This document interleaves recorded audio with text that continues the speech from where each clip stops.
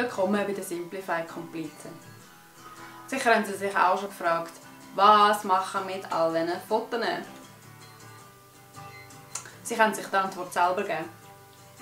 Überlegen Sie sich, wenn Sie 80 sind oder 90, was wollen Sie dann an Fotos haben, zum Anschauen und vielleicht noch zeigen?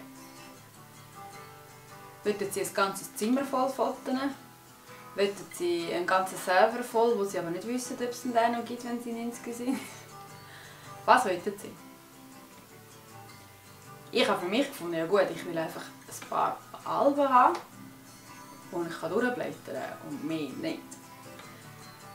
Bei 80 Jahren, das gibt vielleicht 8 Alben an, was sind es? 600, 800 Bilder. Anyway, auf jeden Fall bin ich darauf gekommen, dass man pro Jahr etwa 50 Fotos braucht. Mehr nicht. Also sprich etwa ein Foto pro Woche. Darum kann man sich eigentlich auch sparen, um die ganze Zeit mit dem Smartphone rumzujaufeln. Es ist natürlich schon schön, wenn man Fotos machen kann und die weiterschicken etc.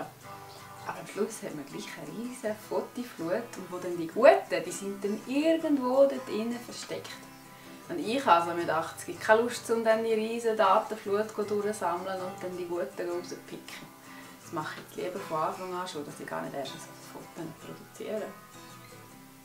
Wie viele Fotos wollen Sie haben, wenn Sie alt sind? Wie viel wollen Sie zeigen und was wollen Sie mit ihnen machen?